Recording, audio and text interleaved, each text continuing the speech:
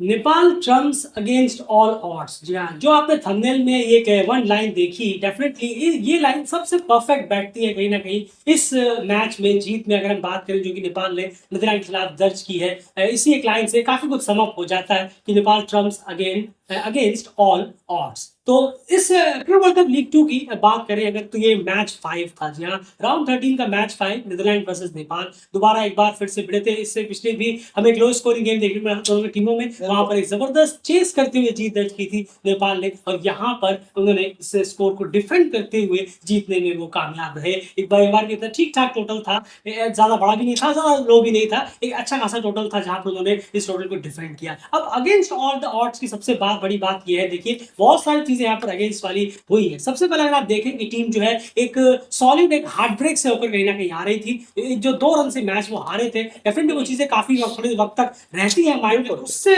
Cope up करना वो एक अलग चैलेंज था। उसके बाद अगर आप देखें तो मैच शुरू होने से पहले पहले ये न्यूज निकल कर आ गई कि सोमपाल कामी और गुलशन झा जो है वो इंजरी की वजह से बाहर हो गए। सिर्फ यही इसी मैच से नहीं बल्कि T20 सीरीज से भी वो कहीं ना कहीं बाहर हो गए। तो एक वो सबसे बड़ा झटका था। क्यों? आपके दोनों अच्छे खासे एक एक वक्त पर मैच कर रहे थे। गुलशन सोमपाल का विकेट्स ले रहे थे नई बॉल से, उन विकेट्स भी लिए उन्होंने। उसके साथ साथ पिछले मैच में उन्होंने शानदार 64 रन की इनिंग खेली, ऑलमोस्ट टीम को जिताने में वो कामयाब हो गए थे। गुलशन झा ने पहला मैच कैरन के साथ मिलकर जिताने की कोशिश की थी और जो उसको तो जिता भी खैर दिया था। तो दोनों बहुत इंपॉर्टेंट रोल प्ले कर रहे थे, वो दोनों प्लेयर भी वहां पर चले गए। उसके बाद अगर आप देखें और उसके बाद टीम ने टॉस भी गवा दिया, और पहली बार वो इस जो अब तक कंफर्टेबली चेस कर रहे थे, इस बार पहली बार उनको बल्लेबाजी पहले करनी पड़ी। तो ये सारे ऑड्स और कुछ नए प्लेयर डालने पड़े, नंदन यादव आए, बशीर अहमद आए, अनिल शाह है। इसके बावजूद भी वो एट द एंड टीम जो है वो जीत दर्ज करने में कामयाब रही। कैसे, वो इस एनालिसिस में जानने की कोशिश करते हैं एंड शुरुआत फेस बाय फेस। बिल्कुल, अगर हम 1 से 10 ओवर की बात करें, पहले 10 ओवरों की, तो यहाँ पर नेपाल ने 37 रन किए 2 विकेट के नुकसान पर, और वहीं नीदरलैंड ने 61 रन किए 1 विकेट के नुकसान पर, और जो पहला फेस है वो नीदरलैंड के नाम रहा। वहीं पर मिडिल ओवर्स की बात करें, मिड फेस की 11 से 40 की, तो यहाँ पर नेपाल ने 132 रन किए 4 विकेट के नुकसान पर, वहीं नीदरलैंड ने 112 रन बनाए 6 विकेट के नुकसान पर। ये फेस बहुत ही अच्छी तरह नेपाल ने अपने नाम किया।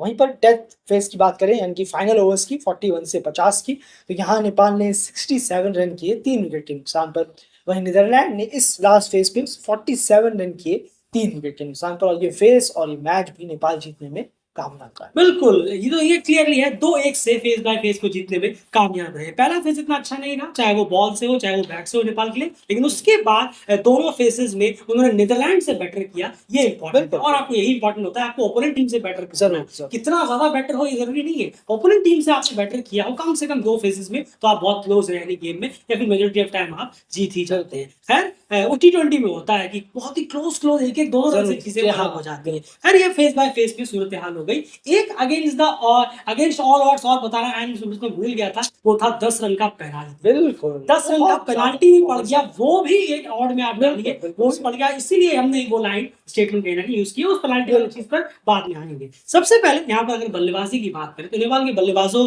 का जो सूरत हाल रहा वो ये रहा। ओपनर्स जो है, आज अनिल शाह को यहाँ पर ट्राई किया गया, वो आए, हालांकि बहुत ही ज्यादा अजीबोगरीब उनका खेलना नजर आया। पहले तो उन्होंने 15 गेंदें ली, 1 रन अपना पहला रन बनाने के लिए गए, चलिए एकदम से उतरे हैं कोई बात नहीं, लेकिन उसके बाद उन्होंने उनका कैच भी छूटा, 0 पर कैच छूटा। उसके बाद फिर से वो लगभग उसी जगह पर कैच दे बैठे, इस बार सेकंड स्लिप में कैच दे बैठे और कुछ खासा कर नहीं पाए, इस मौके को भुना नहीं पाए जो उन्हें मौका मिला। कभी कभी होता है कि आपको एक आध मौके मिलते हैं, आपको उसी में कुछ ना कुछ इंपैक्ट कर देना है। अब इंपैक्ट से मतलब 70-80 रन नहीं, 25 कुछ अच्छे शॉट के साथ लगा देते तो बात होती है। आप देखिए वहीं पर नंदन यादव को अगर आप देखेंगे, आगे बात उनके बारे में जरूर करेंगे। खैर उसके बाद पहले नंबर्स जान लेते हैं। भीम ने 35 की 38 गेंदों में, रोहित पुड़ाल ने 35 की 60 गेंदों में, यहाँ एक पार्टनरशिप हुई दोनों में, पार्टनरशिप चार्ट में हमने समझेंगे। आरिफ ने 84 रन किए 85 गेंदों में, ये लगातार उनकी दूसरी 50 है इस टूर में, अगर बहुत इंपॉर्टेंट रहा। भीम और रोहित ने थोड़ा बहुत जिम्मा संभाला, और सबसे इंपॉर्टेंट चीज है कि भीम जो है उनको एक लंबी इनिंग्स खेलने के बारे में थोड़ा सोचना चाहिए। वो 30-35 के अंदर अच्छा खेल रहे, एक की इनिंग बड़ी उससे हाई थी और उन्होंने भी अपना खराब शॉट खेलकर जो है अपना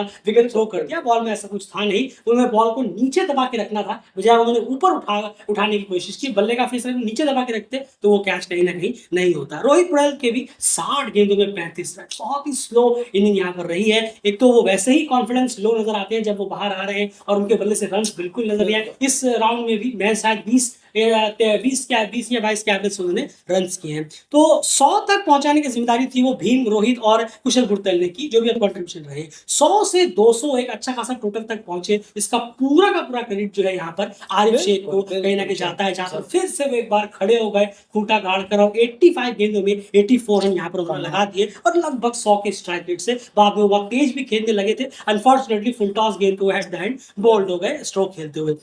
फिर दीपेंद्र 16 रन 24 गेंदों में, दीपेंद्र यहाँ कुछ खासा कर नहीं पाए इस मैच में। अगर हम बात करें बशीर अहमद ने 11 रन किए 25 गेंदों में, इन्होंने भी अपना एक मौका जो नहीं मिला वो बना नहीं पाए। उसकी तरह अलिन शाह की तरह ही एक अच्छा मौका उन्हें मिला था, उल्टा 10 रन उन्होंने पेनाल्टी के वहां पर दे डाले पिच के ऊपर जो है लगातार 2 बार दौड़ने की वजह से 5-5 रन कर। उसके बाद 200 से 236 तक जो टीम पहुंची उसका जो बहुत बड़ा क्रेडिट जाता है वो नंदन यादव और करण केसी के उस कंट्रीब्यूशन जाता है नीचे जाकर। बिल्कुल बिल्कुल सही कहा। सीधे पार्टनरशिप चार्ट से समझाइए। नहीं जरूर देखिए, अगर हम बात करें पार्टनरशिप चार्ट की तो जरूर यहाँ पर हम देखेंगे कि मिडिल ओवर के जो पार्टनरशिप रही, मिड में जो आकर मिडिल माफ कीजिएगा, जो मिडिल ऑर्डर के जो बल्लेबाज है, जी हाँ मैं बार बार मिडिल ओवर कह रहा हूँ, मिडिल ऑर्डर के जो बल्लेबाज है उन्होंने बहुत अच्छी एक पार्टनरशिप की। टॉप ऑर्डर से एक पार्टनरशिप आई भीम और रोहित के बीच जो 59 रनों की हुई। उसके बाद देखिए आप रोहित और आरिफ के बीच सिर्फ 19 रन की हुई है, लेकिन छोटी छोटी पार्टनरशिप दीपेंद्र आरिफ के बीच में, फिर बशीर और आरिफ के बीच में, उसके बाद करण और आरिफ के बीच में, यानी कि एक नाम हमें यहाँ पर कॉमन दिख रहे हैं वो है आरिफ। तो आरिफ का जो एक लास्ट स्टैंड तक खड़े रहना वो बहुत ज्यादा इम्पैक्ट किया है कि नेपाल 236 रन लगा पाया बोर्ड में। अदरवाइज अगर वो आउट हो जाते शायद पहले थोड़ा 60 या 50-55 पर तो थोड़ी सी मुश्किल शायद बढ़ सकती थी, शायद थोड़ा सा और कम टोटल नेपाल लगा पाता। लेकिन आरिफ ने एक बहुत ही बेहतरीन जिम्मेदारी भरी इनिंग खेली और साथ में करण का थोड़ा सा साथ मिला, नंदन यादव का भी थोड़ा साथ मिला, थोड़ा साथ मिला, लेकिन और मिलता ऊपर वाले बल्लेबाजों से और मिलता, लेकिन आरिफ ने जो इनिंग खेली है उससे नेपाल अच्छे स्कोर तक पहुंचने में कामयाब। बिल्कुल, और वैसे भी इस राउंड में लोअर ऑर्डर ने काफी आईना दिखाया है ऊपर के बल्लेबाजों को। लोअर के ऑर्डर बल्लेबाजों ने आगे बात जरूर करेंगे बाद में किसी और वीडियो में। खैर इसमें एक चीज और आपको दिखाना चाहूंगा, जो आप लास्ट पार्टनरशिप देख रहे हैं आरिफ और नंदन के बीच में, सोचिए क्या मैच विनिंग 30 रन, कितनी इंपॉर्टेंट 16 रन से टीम जीती और ये कितनी इंपॉर्टेंट पार्टनरशिप हुई, इसमें भी आरिफ का हाथ है। तो आरिफ पूरी तरह से बैटिंग में मैच के हीरो रहे हैं। आप देखना जो उन्होंने कंट्रीब्यूशन दिया, एक छोर संभाले रखा और फिर तेजी से रन भी करने शुरू किए जब जरूरत पड़ी। एंड नीदरलैंड्स की बॉलिंग के बारे में क्या ख्याल है? शुरुआत अच्छी हुई, जल्दी उन्होंने कुछ विकेट्स गिरा दिए, लेकिन उसके बाद 29 पे 2 के बाद से फिर नेपाल ने वापसी की इस गेम में। नहीं बिल्कुल सही कहा आपने। देखिए बॉलिंग फिर भी काफी बेहतर हुई है। अगर हम देखें सेकंड इनिंग में जब हम आएंगे तो उससे हमें बेहतर यहाँ बॉलिंग नजर आएगी जरूर। बिल्कुल है कि यहाँ आरिफ से जिस तरीके से वो पार नहीं पा पाए वो एक अलग एक जरूर एक रहा है कि वो आरिफ का थोड़ा सा नहीं आउट कर पाए। और एक ऐसा कोई बड़ी पार्टनरशिप या बड़ी इनिंग किसी ने खेली नहीं है जिसका इम्पैक्ट ज्यादा दिखाई दे। तो पॉल वैन मैकरन और आपके लेविट ने जरूर अच्छी बॉलिंग कराई, थोड़ी बॉलिंग का एक बेहतर रही बॉलिंग, इतनी बुरी बॉलिंग हम नहीं कहेंगे नीदरलैंड की। और ये पिच भी अच्छी है, यहाँ पर आप इस टारगेट को चेस करते हुए देख सकते हैं। यहाँ अच्छे स्कोर लगे हैं और अच्छी बैटिंग विकेट है ये, और बॉलिंग भी है लेकिन बैटिंग विकेट भी काफी अच्छी है। तो 236 रन जरूर है हाँ कि थोड़ा पहले और रुक जाता अगर आप थोड़ा सा और बेहतर होते अपनी लाइन लेंथ से, अपनी बॉलिंग से। मरवे का फिर से एक डिसअपॉइंट परफॉर्मेंस जरूर रहा है, रन जरूर कम खर्च किए, लेकिन आपका काम कुछ और है। ये हम बार कह चुके हैं। एक्सपीरियंस कहने से तो नहीं होगा ना, ये एक्सपीरियंस है वो एक्सपीरियंस है, इतने साल का एक्सपीरियंस है, ठीक है आपने पास्ट में किया होगा बहुत अच्छे एकेडमिक परफॉर्मेंस, यही बात। लेकिन फिर एक्सपीरियंस के दम पर जब अब परफॉर्मेंस की बारी आती है, मरवे से कुछ खास परफॉर्मेंस देखिए, ये एक मैच में नहीं, पिछले 10 मैच आप उठाए। बिल्कुल सही कहा। तो जरूर है विकेट्स की जरूरत थी। आप आर्यन और मरवे से अच्छी बॉलिंग कराई है, कसी हुई बॉलिंग है, लेकिन विकेट्स जब तक नहीं मिलेंगे सामने वाली टीम पार्टनरशिप 50 ओवर का गेम, यहाँ लेट हिटिंग भी काम कर आ सकती है। देखिए किस तरीके से नेपाल ने बिल्डअप की और 236 तक वो टीम पहुंच गई। 50 ओवर में वक्त होता है, तो आपको विकेट लेने की थोड़ी ज़रूरत होती है यहाँ पर।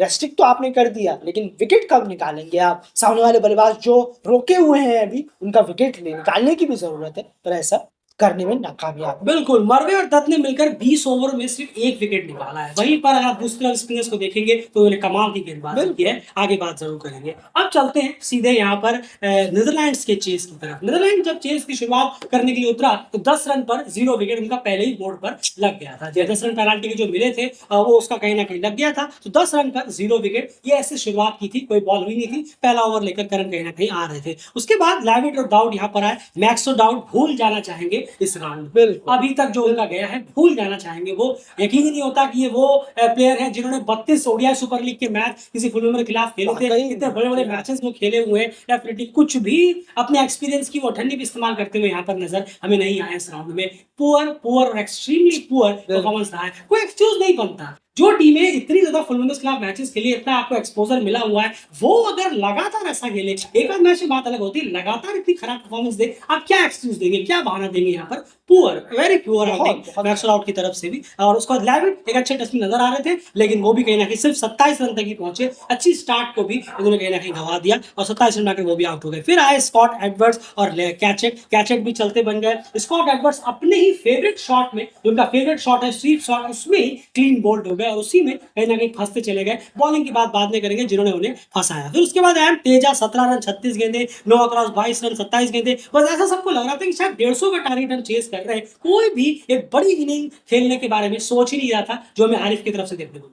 नहीं, ये चीज बहुत नंबर्स देख रहे हैं, हम आपसे समझाइए। नहीं, बहुत डिसअपॉइंट करती है जब आप 20 25 30 पहुंच जाते हैं। तो जाकर थोड़ा सा मिरर के सामने जाकर अपने आप का गला पकड़िए और पूछिए कि ये हो क्यों रहा है। ये अक्सर देखा जाता है, बहुत ज्यादा देखा जाता है। और इस चीज में अच्छा है कि आपको बैठकर कोई डिबेट करने वाला नहीं है आपके यहाँ टॉक शो में या क्रिकेट टॉक शो में कि ऐसा क्यों हो रहा है। या इमेंस फैन नहीं है। बिल्कुल सही कहा आपने, वरना ये बहुत ज्यादा एक हार्श चीज है जो आप पर आ सकती है कि 20 25 30 रन बनाने के बाद कोई बल्लेबाज कैसे आउट हो सकता है, कैसे अपना जो एक फोकस है, टेम्परामेंट है, वो टूट सकता है। जब आप 25 30 35 बॉलें खेल चुके हैं वहां पर, उसके बाद कोई एक्सक्यूज नहीं है। तो ये चीजें बहुत ज्यादा देखी गई है नीदरलैंड से इस राउंड में कि बार बार वो आ रहे हैं, स्कोर कर रहे हैं 17 रन 20 रन। बिल्कुल सही कहा, तीनों मैचों में यही देखने को मिला है। बिल्कुल, आप स्कोर कार्ड उठाकर देख लीजिए। कोई एकेडमिक के आप बच्चे नहीं है जो आप थक गए हैं। आप 13-14 साल के हैं, तो चलिए 25-30 रन बनाते हुए शायद थक गए होंगे आप। ये चीजें इतने बड़े एक्सपोजर वाले प्लेयर हैं। आप बेरिसी को देखें, स्कॉट एडवर्ड को देखें, मैक्सो राउट लैविट को देखें, निजाम को देखें, सब पुराने होते चले जा रहे हैं। इस तरीके का परफॉर्मेंस आप अपने ही जैसे एटमॉस्फेयर और कंडीशन में, ये अटरली डिसअपॉइंटमेंट है। और इससे बिल्कुल यहाँ पर सारी टीम वालों को खुद से ही पूछना चाहिए, कोच को भी, कि ये कैसा परफॉर्मेंस हमने किया है। हमारा एक रेपुटेशन है, तो उस रेपुटेशन को बनाकर भी हमें खेलना है। ये बहुत ही खराब गेम रहा है नीदरलैंड का। क्यों हम इसलिए कह रहे हैं क्योंकि आपको स्टार्ट मिला है। 0 पर अगर आप 10 विकेट गवा देते तो हम ये बात करते भी। बिल्कुल, स्टार्ट मिलने के बाद डेली क्रिकेट ये कहीं से भी नहीं मानेगा, चाहे दुनिया के कितने ही बड़े क्रिकेटर आ जाए। स्टार्ट मिलने के बाद अगर कोई आउट होता है तो ये उस बल्लेबाज का फॉल्ट है, ना कि किसी का भी फॉल्ट है। बॉलर अगर ऐसी बॉलिंग आउटस्टैंडिंग बॉल बात अलग है। आप लेकिन हम भी देख रहे हैं मैच, देखने वाले आउटस्टैंडिंग नहीं है। देखने वाले भी देख रहे हैं और हम भी देख रहे हैं कि किस तरीके की बॉलिंग हो रही है, कैसे आप विकेट दे रहे हैं और कहाँ आपके पैड और बैट में गैप है और शॉट में मिसप्लेस हो रहे हैं। मारना आप चाह रहे हैं लेकिन बॉल उतनी देर में निकल जा रही है। तो ये चीजें जरूर है और नीदरलैंड को इसका जवाब ढूंढना होगा अपने अगले राउंड में। पर इस राउंड में बहुत ही पुअर और डिसअपॉइंटमेंट परफॉर्मेंस रही है नीदरलैंड। बिल्कुल, और एक ही मैच उनका बचा है, देखते हैं कि वहां पर बल्लेबाजी में कैसी होती है। चलिए, ये बात हो गई नीदरलैंड की सूरत हाल की। अब एट टाइम बॉलिंग की यहाँ पर बात कर लेते हैं, नेपाल के बॉलर्स की बात करें। जिसमें हमने अभी आपसे कहा कि कोई आउटस्टैंडिंग ऐसी भी इतनी भी आउटस्टैंडिंग या एक्स्ट्राऑर्डिनरी बॉलिंग नहीं हो रही थी कि आप खेल ही नहीं पाए। नीदरलैंड के बारे में बात करें क्योंकि आपको देखना पड़ेगा आप कितने एक्सपोजर वाले बल्लेबाज हैं, लेकिन अच्छी बॉलिंग नहीं हुई थी, ये कहना बहुत बड़ी गलती यहाँ पर होगी। अच्छी बॉलिंग और आउटस्टैंडिंग एक्स्ट्राऑर्डिनरी दोनों में बहुत ज्यादा फर्क है। बहुत ही अच्छी बहुत ही टाइट गेंदबाजी रखने में नेपाल के बॉलर्स कामयाब रहे हैं। जरा नंबर्स बॉलिंग काट के ये समझाने की आप कोशिश करेंगे स्पिनर्स पेसर्स इन सब ने मिलकर किस तरह से ये जाल को बुना कि 16 रन से टीम जीतने में कामयाब। वाकई में देखिए इसे कहते हैं बॉलिंग कार्ड, जिसे नीदरलैंड को देखना चाहिए। क्या कमेंडेबल बॉलर्स ने अपनी तरफ से हार्ड वर्क किया है, परफॉर्मेंस की है। आप सबको देखें, आप खासकर नंदन यादव जो इतने यहाँ आए, सीधा यहाँ पर एक मौका मिला जीतने की बात कर रहे थे हम। बिल्कुल, एक मैच में इन्हें मौका मिला, बहुत शानदार बॉलिंग कराई है। ललित और संदीप ने जिस तरीके से प्रेशर बनाया, रन्स को रोका, विकेट निकाले, ये सबसे इंपॉर्टेंट है। फिर वही बात हो जाती है, आप प्रेशर चाहे लाख बना लें, लेकिन 50 ओवर है, यहाँ वक्त मिलता है, यहाँ पर बल्लेबाज कुछ प्रेशर एब्सॉर्ब करते हैं कि चलो थोड़ा सा अभी हाल ही में देखेंगे। अभी मैं आपको लेटेस्ट एग्जांपल देता हूँ, लोगों को भूलने की बीमारी बहुत ज्यादा है। अभी आप लेटेस्ट एग्जांपल देख लें तो स्टीव स्मिथ की जो इनिंग रही थी चैंपियंस ट्रॉफी में इंडिया के खिलाफ, जो उन्होंने इनिंग खेली थी सेमीफाइनल, बिल्कुल सही कहा आपने, चैंपियंस ट्रॉफी इसी साल जो हुआ, उसको आप एग्जाम्पल माने तो 50 ओवर में वक्त होता है कि बल्लेबाज कुछ प्रेशर एब्सॉर्ब करते हैं। चलिए प्रेशर आने दीजिए, वो उससे सीखते हैं। 50 ओवर ऐसा गेम है। तो यहाँ पर नेपाल के बॉलर्स ने ये जरूर किया, पहले तो प्रेशर बनाया। चलिए प्रेशर से शायद नीदरलैंड के बल्लेबाज कुछ एब्सॉर्ब कर रहे होंगे, लेकिन नहीं, विकेट निकाल कर दिया। ये सबसे ज्यादा इंपॉर्टेंट है। अपनी लाइन, अपनी लेंथ से बहुत परेशान भी किया और बहुत अच्छी खूबसूरती के साथ विकेट निकाला और नीदरलैंड के बल्लेबाजों को टिकने नहीं दिया। Well done. अपने से अगेंस्ट और ऑड कंडीशन में जाकर नेपाल ने बहुत उम्दा बॉलिंग का परफॉर्मेंस किया। बिल्कुल सही कहा आपने यहाँ पर, और यही सूरत हाल यहाँ पर रहा। नंदन यादव की यहाँ तक बात करें, उन्होंने ही पहला विकेट लिया। यहाँ पर आप देखिए मैक्सवेल को जी हाँ, किया, उसके बाद काइल क्लेनर और पॉल वैन मैकन के बीच में 31 रन की पार्टनरशिप हो रही थी। नीचे ऐसा लग रहा था कि शायद ये मैच को खींच कर तो लेके नहीं जाएंगे, वो पार्टनरशिप भी आकर नंदन यादव ने तोड़ी। देखिए यही हम कह रहे थे, कहने को आप कह सकते हैं कि एक ही मौका मिला, मगर नहीं, वही मौके पे आपको इम्पैक्ट छोड़ना होता है। परफॉर्मेंस का मतलब ये नहीं आप 5 विकेट ले जाए या 50-100 रन मार दे, इम्पैक्ट। जी हाँ, माफ कीजिए, छोटी सी बात, जब ट्रायल होते हैं स्टेट के या कहीं के, उसमें तो 6 बॉलें मिलती हैं, उसी में आपको इम्पैक्ट करके कोच को इम्प्रेस करना होता है। यही नंदन यादव ने किया, एक ही मौका मिला, दोनों हाथों से ग्रैब किया। पहले ओपनिंग पार्ट हो जो ओपनिंग को तोड़ा, मैक्सवेल आउट, फिर नीचे आकर मैंने क्लाइन का विकेट भी, इंपॉर्टेंट विकेट रैंडॉल्फ वर्वे का भी यहाँ पर लिया। उसके बाद जो स्पिनर्स ने समा बांधा वो कमाल करा। गिलक्रिस्ट लगातार कहता है आप कितनी भी अच्छी बॉलिंग करा ले, कितने भी इकोनॉमिकल रहने, विकेट्स अगर आप नहीं निकालेंगे तो ओपोनेंट टीम आप पे एक ना एक टाइम पर जाकर हावी होगी। एक और एग्जांपल आप देख लीजिए मार्क वार्ड नेपाल के खिलाफ दोनों मैचों में शायद एक मैच में एक विकेट, एक विकेटलेस गया, खूब रन लेता है और टीम का हाल देखिए क्या रहा। बमुश्किल दूसरा वाला मैच वो 2 रन से जीते। थोड़ी सी नेपाल के बल्लेबाजों की लोअर ऑर्डर के थोड़ा सा गेम अवेयरनेस की कमी देखने को मिली। एंड जल्दी से मैं एक चीज यहाँ पर जानना चाहूंगा, कौन से एरियाज रहे हैं संदीप लामिछाने के? हम ललित का जानते हैं, वो बिल्कुल स्ट्रेट रखते हैं, बहुत ही कंजूस वो हो जाते हैं, और ये अच्छी चीज है कंजूस मतलब कि वो अच्छी चीज है कि वो स्टंप से भटकते नहीं है। संदीप के लेंथ और लाइन कल क्या रहे थे, बहुत इफेक्टिव और बहुत इंपॉर्टेंट परफॉर्मेंस उनकी रही, क्योंकि उन्होंने भी एक लंबी पार्टनरशिप तोड़ी थी। नहीं जरूर, देखिए अगर हम बात करें संदीप की तो गुड लेंथ पर ही उन्हें 3 विकेट मिले,